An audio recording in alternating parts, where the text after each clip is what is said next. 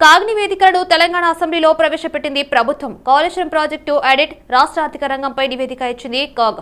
Revenue, general, సాంఘిక, ఆర్థిక రంగాలపై నివేదిక ఇచ్చింది కాగ్. పీయూసీలు, స్థానిక సంస్థలు, డీబీటీ ద్వారా ఆసరా పింఛన్లపై కాగ్ని వేదిక కూడా ఇచ్చింది. కాళేశ్వరం వ్యయం భారీగా పెరిగినప్పటికీ బ్రాజనాల్లో అదనపు పెరుగుదల లేదని తెలిపింది. విద్యుత్ విధానానికి ఏటా అదనపు వ్యయం పెరిగింది. రీ ఇంజనీరింగ్ మార్పుల వల్ల అప్పటికే చేసిన కొన్ని పనులు నిర్ధారకమయ్యాయి. రీ ఇంజనీరింగ్ మార్పుల వల్ల 765 కోట్ల నష్టం వాటిల్లిందని కాగ్ తెలిపింది. కాళేశ్వరం ప్రాజెక్టుపై కాగ్ రిపోర్టర్ ఇచ్చింది. అస్తవ్యస్తంగా పనులు ప్రారంభించారు అని మహారాష్ట్రలో ముంపు సమస్య ఎత్తిచూపింది కాగ్.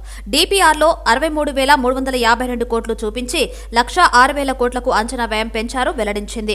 ప్రస్తుతం నిర్మాణం వరకు 14 లక్షల ఎకరాలకు ఆయకట్టు ఉందని, మొత్తం ఈ ప్రాజెక్టు పూర్తయ్యే వరకు 1,47,427 కోట్లు ఖర్చవుతుందని తెలిపింది. ప్రాజెక్టు నుంచి ఊహించిన ప్రయోజనాలను ఎక్కువగా చూపెట్టారని, ప్రాజెక్టు వార్షిక ఖర్చులు తక్కువ చూపించారని, కాళేశ్వరం నీటి అమ్మకం ద్వారా 1,19 కోట్ల ఆదాయాన్ని అంచనా వేశారని, ప్రాజెక్టు కోసం భారీగా రుణాలు తీసుకున్నారంది.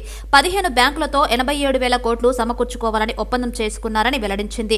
బడ్జెటేతర రుణాలపై ప్రభుత్వం ఎక్కువ ఆధారపడి ఉంటుందని తెలిపింది. రుణాలు చెల్లించడంలో కాలయాపన చేసిందని తెలిపింది. ఇక పంచాయతీరాజ్ శాఖపై కూడా కాగు రిపోర్టర్ ఇచ్చింది. కాగు రిపోర్టులో సంచలన విషయాలు వెల్లడించింది. గత ప్రభుత్వ హయాంలో గ్రాంట్ స్పిల్లింపు జరిగిందని తెలిపింది. నిధులు దుర్వినియోగం జరిగిందని, బకాయిలు వసూలు చేయలేకపోయారని పేర్కొంది. కొన్ని పనులకు అధిక బిల్లులు చెల్లించారని, సకాలంలో రికార్డులు సమర్పించలేదని తెలిపింది. సంత్ సేవాలాల్ జయంతి వేడుకల్లో సీఎం రేవంత్ రెడ్డి పాల్గొన్నారు. బంజారాహిల్స్ లోని సంత్ సేవాలాల్ భవన్ లో జయంతి వేడుకలు జరిగాయి. గిరిజన సంక్షేమ శాఖ ఆధ్వర్యంలో ఈ వేడుకలు జరిగాయి. సంత్ సేవాలాల్ మహారాజ్ విగ్రహాన్ని సీఎం రేవంత్ రెడ్డి ఆవిష్కరించారు. బంజారా సోదరులను కలవడం అంటే కాంగ్రెస్ కుటుంబ సభ్యులను కలుసుకున్నంత ఆనందంగా ఉందన్నారు సీఎం రేవంత్ రెడ్డి. సేవాలాల్ జయంతి ఉత్సవాలు జరిపేందుకు 2 కోట్లు విడుదల చేస్తున్నామన్నారు. తక్షణమే జీవో మంజూరు చేయాలని అధికారులను ఆదేశిస్తున్నామన్నారు. అన్ని తండాలో పాఠశాలలు నిర్మించే బాధ్యత మా ప్రభుత్వం తీసుకుంటుందన్నారు. గ్రామ పంచాయతీలుగా మారిన అన్ని తండాలకు బీటీ రోడ్లు వేసే బాధ్యత మా ప్రభుత్వానిదని రేవంత్ రెడ్డి అన్నారు. ఈ బంజారా సోదరులు అని చెప్పి నేను ఈ సందర్భంగా తెలియజేస్తున్నా. ఇంతకుముందు పెద్దలు రవీంద్ర నాయక్ గారు చెప్పారు. అదేవిధంగా మా మిత్రుడు బలరాం నాయక్ గారు కూడా ఇంతకుముందు గుర్తు చేస్తారు. 1976లో బంజారా సోదరులను షెడ్యూల్డ్ ట్రైబ్స్ లో శ్రీమతి ఇందిరాగాంధీ గారు చేర్పించారు. ఆ రోజు దీనికి సంబంధించి కీర్తిశేషులు జైపాల్ రెడ్డి గారు పూర్తి స్థాయిలో మాకు అందరికీ సహకరించి ఎస్టీ జాబితాలో చేర్పించడానికి కృషి చేసిండ్రు. ఎస్టీ జాబితాలో లంబాడ సోదరుల్ని చేర్చడం వల్ల ఐఏఎస్లు, ఐపీఎస్లు, ఐఎఫ్ఎస్లతో పాటు రాష్ట్ర స్థాయి ప్రభుత్వ ఉద్యోగాలలో పెద్ద పెద్ద హోదాలలో ఈరోజు వాళ్ళందరూ కూడా కొనసాగుతున్నారు. రాష్ట్ర అభివృద్ధిలో, రాష్ట్ర పునర్నిర్మాణంలో ఈరోజు ఆదివాసీ బంజారా సోదరులు కీలకమైన పాత్ర పోషిస్తున్నారు. అదేవిధంగా శ్రీమతి సోనియా గాంధీ గారు యూపీఏ చైర్పర్సన్ ఉన్నప్పుడు ఉపాధి హామీ కూలి పథకాన్ని తేవడమే కాదు, ఎస్సీ ఎస్టీ సప్లైన్ ఆ రోజు చట్టబద్ధత కల్పించి నిధులలో గిరిజనులకు, ఆదివాసీలకు, దళితులకు వాళ్ళు ఎంత జనాభా ఉన్నారో ఆ దామాష ప్రకారం నిధులు కేటాయించే విధంగా చట్టాన్ని చేసి చట్టబద్ధత కల్పించింది శ్రీమతి సోనియా గాంధీ గారు. లంబాడాల సంక్షేమానికి కాంగ్రెస్ ప్రభుత్వం కట్టుబడి ఉందన్నారు మంత్రి కోమటిరెడ్డి వెంకటరెడ్డి. లంబాడాల అరుదైన సంస్కృతిని కాపాడుకోవడం మన అందరి బాధ్యత అన్నారు. బంజారాహిల్స్ లోని బంజారా భవన్ లో జరిగిన సంత్ సేవాలాల్ మహారాజ్ 285వ జయంతి ఉత్సవాల్లో పాల్గొన్న మంత్రి కోమటిరెడ్డి వెంకటరెడ్డి బంజారా అభ్యున్నతికి కాంగ్రెస్ ప్రభుత్వం కట్టుబడి ఉందని అన్నారు. సేవాలాల్ జయంతి ఉత్సవాలను అధికారికంగా నిర్వహించాలని, సెలవు ప్రకటించాలని బంజారా సోదరులు అడగగానే కార్యక్రమాన్ని ఇవాళ అధికారికంగా నిర్వహిస్తున్నామన్నారు మంత్రి కోమటిరెడ్డి వెంకటరెడ్డి. లంబాడా ఉద్యోగ సోదరులకు ప్రత్యేక సెలవు దినంగా ప్రకటించామని గుర్తు చేశారు. అంతకుముందు కార్యక్రమంలో పాల్గొన్న మంత్రి కోమటిరెడ్డి వెంకటరెడ్డికి లంబాడాల సంస్కృతి ఉట్టిపడేలా నృత్యాలు, డప్పు చప్పులతో స్వాగతం పలికారు. ఈ కార్యక్రమంలో మాజీ ఎమ్మెల్సీ రాములు నాయక్ తో పాటు వివిధ బంజారా సంఘాల నాయకులు పాల్గొన్నారు. సేవాలాల్ మహారాజ్ జయంతిని కాంగ్రెస్ ప్రభుత్వం సాధారణ సెలవు ప్రకటించడం యావత్తు తెలంగాణ లంబాడి ప్రజలకు హర్షించదగ్గ అంశమని సేవాలాల్ సేన రాష్ట్ర అధ్యక్షుడు ఆంగోతు రాంబాబు నాయక్ అన్నారు. ఈ సందర్భంగా రాష్ట్ర ప్రభుత్వానికి కృతజ్ఞత తెలిపారు.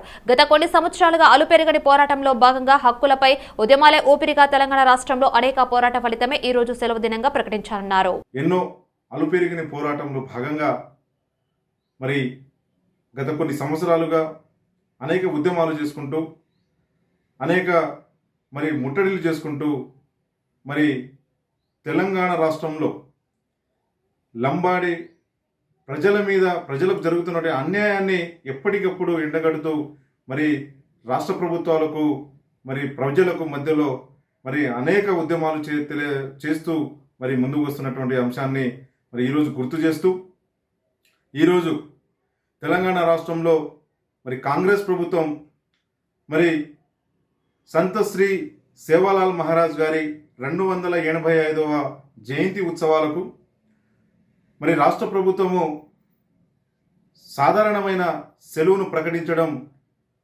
మరి కొంతమేరకు మరి అభినందించాల్సిన అంశమే. అయినప్పటికీ సేవాలాల్ మహారాజ్ జయంతిని సంపూర్ణంగా సెలవు దినం ప్రకటించుంటే మరి బాగుండే అనే అంశాన్ని కూడా మరి ఈరోజు మీడియా ముఖంగా మీ అందరి ముందు తెలియపరుచుకుంటూ, అయినప్పటికీ తెలంగాణ రాష్ట్రంలో బంజారాల ఆరాధ్య దైవం మరి అటు ఉద్యోగస్తులు కానీ మరి బంజారా కుటుంబాలకు కానీ అందరికీ మరి సెలవు దినం ప్రకటించడం కోసం మరి ప్రభుత్వం చేసినటువంటి ప్రకటన మరి ఆ ప్రకటనను సేవాలాల్ సేనగా రాష్ట్ర అధ్యక్షునిగా స్వాగతిస్తూ సంత్ సేవాలాల్ మహారాజ్ జయంతి సందర్భంగా హయత్నగర్ డివిజన్ బంజారా కాలనీలో రాంభట్టు యూత్ అసోసియేషన్ ఆధ్వర్యంలో జయంతి వేడుకలను ఘనంగా నిర్వహించారు. ఈ జయంతి వేడుకలకు ఎల్బీనగర్ నియోజకవర్గ బీఆర్ఎస్ ఇన్ఛార్జి ముద్దగౌని రామ్మోహన్ గౌడ్ ముఖ్య అతిథిగా పాల్గొన్నారు. సంత్ సేవాలాల్ మహారాజ్ చిత్రపటానికి పూలమాలలు వేసి ఘనంగా నివాళులర్పించారు ఎల్బీనగర్ నియోజకవర్గ బీఆర్ఎస్ ఇన్ఛార్జి ముద్దగౌని రామ్మోహన్ గౌడ్. ఈ కార్యక్రమంలో యూత్ అధ్యక్షులు రేవంత్ నాయక్, బాలు నాయక్, గోవర్ధన నాయక్, రాము నాయక్, రాజు నాయక్, సీతారాం నాయక్, అంజమ్మ, కాశీరాం, బంటి, శ్రీనివాస్ నాయక్, బలరాం నాయక్, కౌంషా నాయక్, కీన్యా నాయక్, జేక్ రామ్ నాయక్, నరేష్ నాయక్, కిరణ్ సాయి, విజయ్ నాయక్, యువరాజు తదితరులు పాల్గొన్నారు. బంజారాల ఆరాధ్య దైవం సంత్ సేవాలాల్ మహారాజ్ జయంతి వేడుకల్లో ఎల్బీనగర్ ఎమ్మెల్యే దేవిరెడ్డి సుధీరెడ్డి పాల్గొన్నారు.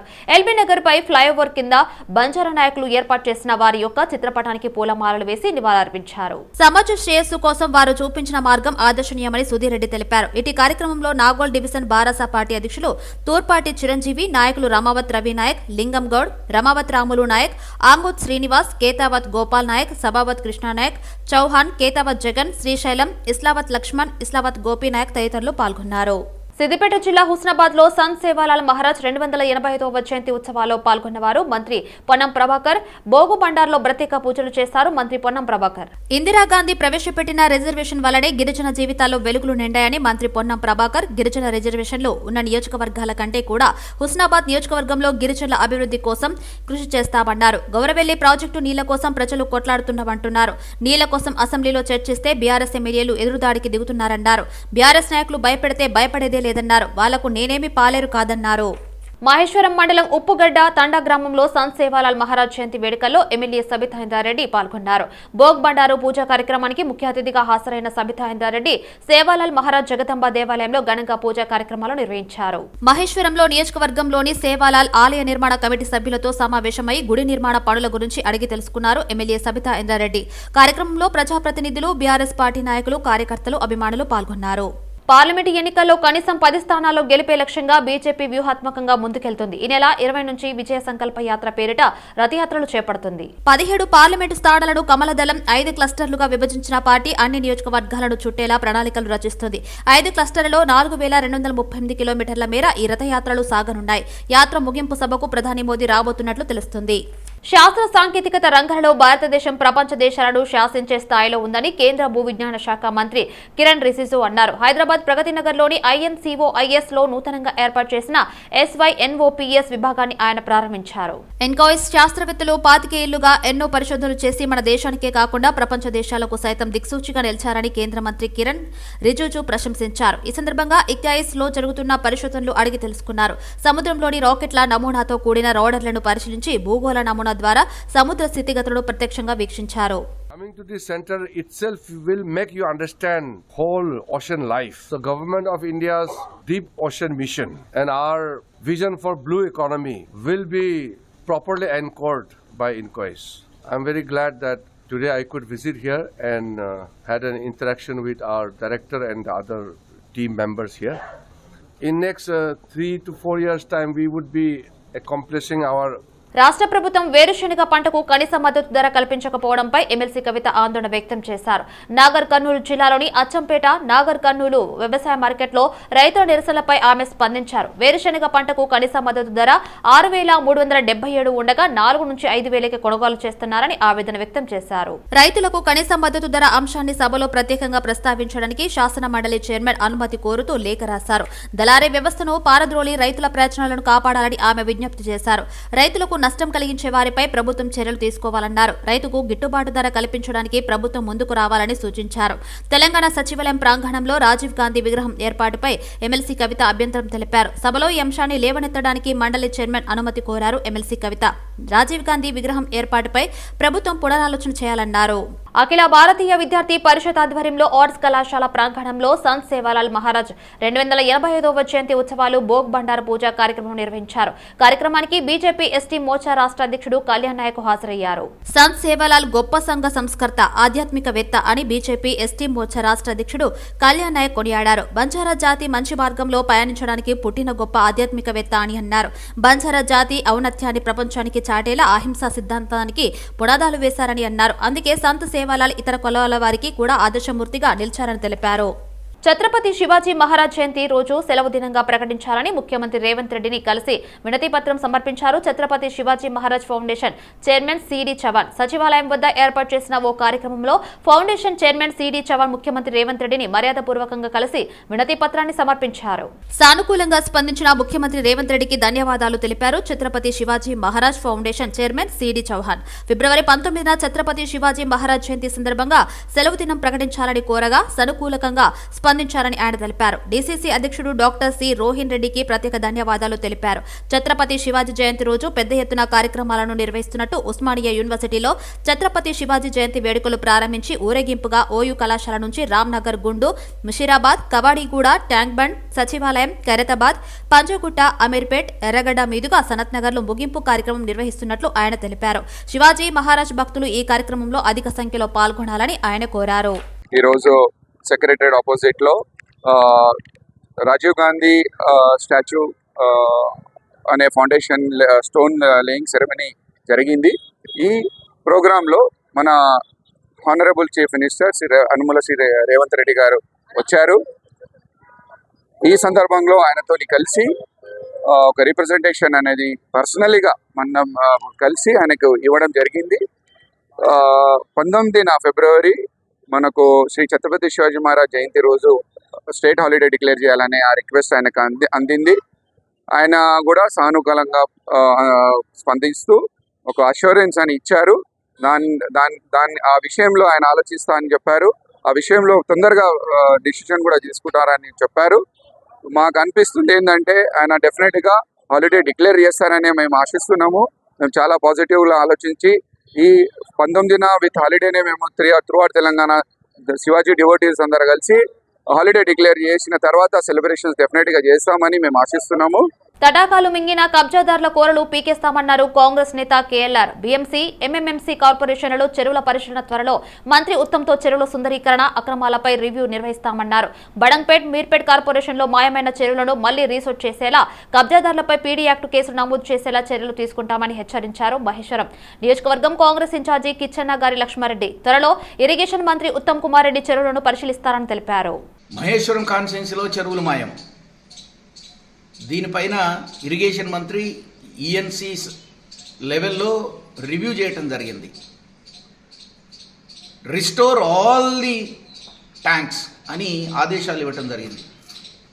కబ్జాలు అయితే కూడా మళ్ళీ తోడండి, చెరువులుగా మార్చండి అని ఆదేశాలు ఇవ్వటం జరిగింది. అందుకే 16, 17 ఆ ప్రాంతంలో ఇరిగేషన్ మంత్రి గారు ఈ చెరువులను ముఖ్యంగా మీర్పేట్, బడంగపేట్ ఏరియాలో ఉన్న చెరువులను సందర్శించడానికి వస్తున్నారు కనుక ఎవరెవరైతే చెరువులను రక్షిద్దామనే కమిటీలు ఫామ్ చేసి చెరువు రక్షణ కమిటీలుగా మారారో మీరందరూ కూడా రిపోర్ట్లతో రెడీ ఉండవలసిందిగా నేను ప్రార్థిస్తున్నాను. ఇరిగేషన్ అఫీషియల్స్ కూడా అందరికీ నేను తెలియజేస్తున్నాను. మీరందరికీ నేను ఇదివరకే చెప్పాను, మొదలు చెరువులు ఆకారము మ్యాపులు ఏవి, ఇప్పుడున్న చెరువులు ఏ విధంగా ఉన్నాయి, వాటి ఆకారం ఏంది, వీటి మ్యాపులు వేసి సిద్ధంగా ఉంచవలసిందిగా మీకు నేను చెప్పడం జరిగింది. మంత్రి గారు మీ అందరి సమక్షంలో వీటి రివ్యూ జరుగుతుంది కనుక మీరు అందరు రెడీ ఉండవలసిందిగా కోరుతున్నా. అందరి నాయకులకు కూడా అందరికీ కూడా నేను తెలియజేస్తున్నా, మీ అభిప్రాయాలను తెలియజేయడానికి మీరు రెడీగా ఉండవలసిందిగా నేను కోరుతున్నాను. ప్రతిష్టాత్మక కాళేశ్వరం ప్రాజెక్టు కుంగిపోవడం రాజకీయంగా దుమారం రేపుతుంది. గత అసెంబ్లీ ఎన్నికల్లో విపక్షాలకు ప్రధాన అంశంగా మారిన ఈ బ్యారేజీపై వివాదం కొనసాగుతూనే ఉంది. ప్రపంచంలోనే గొప్ప ప్రాజెక్టు కట్టమని ప్రచారం చేసుకున్న కేసీఆర్ ఇప్పుడు దాని మాట ఎత్తడం లేదు. అధికారంలోకి వచ్చిన కాంగ్రెస్ ప్రభుత్వం విచారణలతో గత ప్రభుత్వాన్ని ఇరకాటంలో పెడుతుంది. సీఎం రేవంత్ బృందం తాజా సందర్శన. ఈ నేపథ్యంలో మా పొలిటికల్ బ్యూరో చీఫ్ శ్రీనివాస్ మరిన్ని వివరాలు అందిస్తారు. ప్రస్తుతం మనం కాళేశ్వరం ప్రాజెక్టులో కీలకమైనటువంటి బ్యారేజ్ ఏదైతే మేడిగడ్డ బ్యారేజ్ ఉందో దాంట్లో 3 పిల్లర్స్ కుంగిపోయి ఒక రాజకీయంగా ఒక కుదిపినటువంటి రాష్ట్రాన్ని ఒక రాజకీయ కుదుపుకు గురి చేసినటువంటి మేడిగడ్డ బ్యారేజ్ వద్ద ఉన్నాము. ఈ మేడిగడ్డ బ్యారేజ్ 19, 20, 21 పిల్లర్ వద్ద కుంగింది. దీన్ని అప్పటి బీఆర్ఎస్ ప్రభుత్వము ఒక ప్రతిష్టాత్మక ప్రాజెక్టుగా చాలా గొప్పగా ప్రచారం చేసుకుంది. అలా గొప్పగా ప్రచారం చేసుకుంది. దాదాపు 95,000 వ్యయం చేసింది ఇప్పటివరకు ఈ కాళేశ్వరం ప్రాజెక్టుకు. మొత్తం మీద 1,20,000 పైచీలకు అంచనా వ్యయంతో ప్రారంభించిన ఈ ప్రాజెక్టులో ఇప్పటివరకు 95,000 కోట్లు ఖర్చయ్యాయి. ఖర్చయిన తర్వాత కొన్నాళ్ళకే, ఇది నిర్మాణమైన కొన్నాళ్ళకే ఇది కుంగిపోవడం అనేది చాలా, దీనిపైన ఒక పెద్ద రాజకీయ రాద్ధాంతం మొదలైంది. ఇది నాణ్యత లోపం వల్లే ఇది జరిగింది.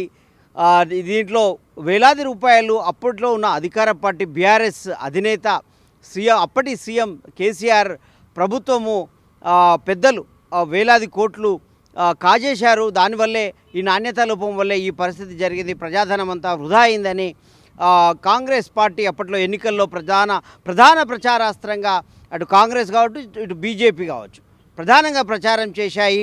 మనం చూడొచ్చు ప్రస్తుతం ఇది గోదావరి నది. ఈ గోదావరి నది ఉమ్మడి కరీంనగర్ జిల్లా మంథని నియోజకవర్గంలో అంబటిపల్లి వద్ద నిర్మించినటువంటి ఈ మేడిగడ్డ బ్యారేజ్. ఇది మేడిగడ్డ బ్యారేజ్లో మనం చూసుకున్నట్లయితే 19, 20, 21 పిల్లర్లు కుంగినాయని నిపుణులు గుర్తించారు. దానిపైనే ఇప్పుడు ప్రస్తుతం చర్చ జరుగుతున్న పరిస్థితి. అయితే ఈ బ్యారేజ్ నది ప్రవహిస్తున్న సమయంలో నీటిని మళ్లించి వివిధ రిజర్వాయర్లకు నిల్వ చేసుకునే ఒక సదుపాయం కోసం ఈ బ్యారేజ్ నిర్మించడం జరిగింది. ఈ బ్యారేజీ నుంచి మొదటి నుంచి కూడా ఈ బ్యారేజీ నిర్మాణం కావచ్చు, డిజైన్ విషయంలో కావచ్చు వివాదం జరుగుతూనే ఉంది. రీడిజైన్ చేయడం ముందు ప్రణాళికలో భాగంగా గతంలో ప్రభుత్వాలు కాంగ్రెస్ హయాంలో దీన్ని ప్రాణహిత చేవేళ్ల అంబేద్కర్ సుజల స్రవంతి అనే ఒక ప్రాజెక్టును తలపెట్టారు. అప్పట్లో 38,000 కోట్లతోనే దీన్ని అంచనా వ్యయంతో చేయాలని ప్రతిపాదించారు. కానీ ఆ తర్వాత డిజైన్లన్నీ మార్చి అప్పటి సీఎం కేసీఆర్ బీఆర్ఎస్ పరిపాలన వచ్చాక, తెలంగాణ వచ్చాక దాన్ని కాళేశ్వరం ప్రాజెక్టుగా మార్చడం మొదలైంది. అప్పటి నుంచి దీని మీద విమర్శలు వస్తూనే ఉన్నాయి. అయినప్పటికీ బీఆర్ఎస్ అధినేత అప్పటి సీఎం ఆ విమర్శలను పరిగణలోకి తీసుకోలేదు, ఎవరి సలహా పట్టించుకోలేదు అన్న ఒక విమర్శ ఉంది. ఇంజనీరింగ్ నిపుణులు కూడా అభిప్రాయాలను కూడా లెక్కలోకి తీసుకోలేదు. అంతా తన సొంత ఆలోచనతోటే ఈ కాళేశ్వరం ప్రాజెక్టులో మేడిగడ్డ బ్యారేజ్ నిర్మించారు అనే ఒక అపవాదు విమర్శ అయితే ఉంది. మేడిగడ్డ బ్యారేజ్ దాదాపు వేలాది కోట్ల ప్రజాధనంతో ఏర్పడ్డ ఈ మేడిగడ్డ బ్యారేజ్ భవిష్యత్ ఏంది, ఇక ముందు దీన్ని దిద్దుబాటు సాధ్యమవుతుందా కాదా అనే అనేకమైన ప్రశ్నలు నిపుణులను ఆందోళనలో పడేస్తున్న పరిస్థితి. వీడియో జర్నలిస్ట్ మేడిగడ్డ బ్యారేజ్ నుంచి వీడియో జర్నలిస్ట్ మధుతో శ్రీనివాస్, సిటీ విజన్, హైదరాబాద్. సంత్ సేవాలాల్ మహారాజ్ 285 జయంతి ఉత్సవాలు బాగంపేటలోని నిర్వహించిన వేడుకల్లో కాంగ్రెస్ పార్టీ ఖైరతాబాద్ జిల్లా మహిళా అధ్యక్షురాలు శంభుల ఉషశ్రీ ముఖ్య అతిథిగా పాల్గొన్నారు. సేవాలాల్ చిత్రపటానికి పూలమాలలు వేసి నివాళులర్పించారు. సేవాలాల్ మహారాజ్ జయంతి వేడుకలు ఘనంగా జరుపుకోవడం సంతోషకరమని టీపీసీసీ సెక్రటరీ శంభుల శ్రీకాంత్ అన్నారు. రాష్ట్ర ప్రభుత్వం సెలవు దినం ప్రకటించడం హర్షణీయమని వారు తెలిపారు. ఈ కార్యక్రమంలో Veeranna Naik, Golnaka contestant corporator Rammohan Goud, Bagamberpet division president Chandramohan, Ramesh Naik తదితరులు పాల్గొన్నారు. బాగంబర్పేట డివిజన్లోని భరత్నగర్ కమిటీ హాల్లో శ్రీ సంత్ సేవాలాల్ మహారాజ్ గారి 285వ జయంతి ఉత్సవాలు ఘనంగా నిర్వహించడం జరుగుతుంది. ఇక్కడ బంజారా సంఘం స్టేట్ ఎస్టీ సెక్రటరీ అయిన వీరన్న నాయక్ ఆధ్వర్యంలో ఈ కార్యక్రమాలు ఘనంగా నిర్వహించడం జరుగుతుంది. ఈ కార్యక్రమానికి మమ్మల్ని ఆహ్వానించినందుకు మేము ఈ కార్యక్రమంలో పాల్గొనడానికి వచ్చాము. మాకెంతో సంతోషంగా ఉంది. ఇలాంటి జయంతి ఉత్సవాల్లో పాల్గొనడం చాలా ఆనందంగా ఉంది. అయితే ఈ రోజు ఈయన మహారాజు సంత సేవాలాల్ మహారాజ్ గారు కర్ణాటకలో పుట్టి పెరిగినారు. బంజారాల గురించి, అణగారిన వర్గాలైన బంజారాల దళితులని వారికి ఎక్కడ కూడా న్యాయం జరగటం లేదనేసి ఆనాడు కర్ణాటకలో పుట్టి పెరిగిన తర్వాత వాళ్ళ గురించి ఎంతో కృషి చేశాడు.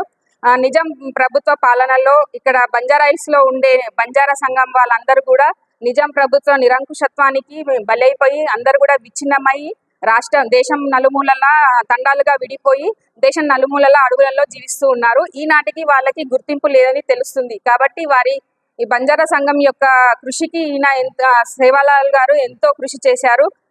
వీళ్ళందరూ కూడా బంజారా తండాలుగా విడిపోయిన వారందరూ కూడా ఇప్పటికీ జీవన స్రవంతిలో కలిసిపోయి ఇప్పటికి వారికి ఉన్న ఎస్టీ ఎస్సీ మైనార్టీ వాళ్ళకు ఉన్న పథకాలను సద్వినియోగం చేసుకుంటూ ఆలివ్ స్వీట్స్ విద్యార్థులకు ఇచ్చిన మిషన్ 10/10 కార్యక్రమాన్ని నిర్వహించారు. కూకట్పల్లి నియోజకవర్గంలోని ప్రభుత్వ పాఠశాలలో చదువుతున్న 10వ తరగతిలో అత్యుత్తమ ప్రతిభ గల విద్యార్థులను 17 మందిని ఎంపిక చేసి వారిని ప్రోత్సహించేందుకు అతిపెద్ద సాఫ్ట్వేర్ కంపెనీలను మరియు T hub Indian business school సందర్శించేందుకు తీసుకువెళ్లారు. ఈ సందర్భంగా MLA Madhavaram Krishnarao olive sweets అధినేత దొరరాజుని అభినందించారు. ఇటువంటి మంచి కార్యక్రమం నిర్వహించినందుకు ఎంతో సంతోషకరంగా ఉందని, ఇందుకు కూకట్పల్లి నియోజకవర్గ పిల్లలను ఎంపిక చేసుకుని వారికి తోడ్పాటును అందిస్తున్నందుకు ఆలివ్ స్వీట్స్ యాజమాన్యానికి కృతజ్ఞతలు తెలిపారు ఎమ్మెల్యే మాధవరం కృష్ణారావు. అలాగే ఇలా పిల్లలకు ఒక మోటివేషన్ అందించడం వల్ల వాళ్ళు భవిష్యత్తులో ఏదో సాధించాలన్న తపన పెరుగుతుందని, ప్రభుత్వ పాఠశాలలో చదువుతున్న విద్యార్థులు కూడా నేడు అత్యున్నత శిఖరాలకు చేరిన సందర్భాలు ఉన్నాయని అన్నారు. తల్లిదండ్రులు కూడా పిల్లలకు ఏది ఆసక్తి ఉంటే అందులో రాణించేటట్లు చూడాలని, వారికి నచ్చిన సబ్జెక్టును ఎంపిక చేసుకునేలా ప్రోత్సహించాలని కోరారు. ఈ కార్యక్రమంలో corporator Jupally Satyanarayana, olive sweets అధినేత దొరరాజు, ఎంఈఓ ఆంజనేయులు, ఉపాధ్యాయులు పాల్గొన్నారు.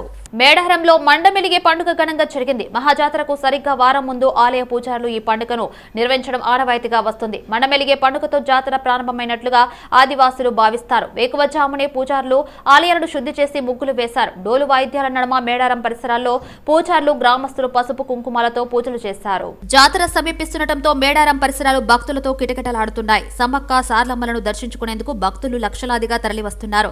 మండమెలిగే పండుగతో మహాజాతరకు మేడారం సిద్ధమైంది. వారం రోజుల ముందుగా జరిగే మండమెలిగే పండుగను ఆదివాసీలు సాంప్రదాయబద్ధంగా నిర్వహించారు. డోలు వాయిద్యాల నడుమ పూజారులు, గ్రామస్తులు దిష్టి తోరణాలను కట్టి గ్రామాన్నంతా అష్టదిగ్బంధనం చేశారు.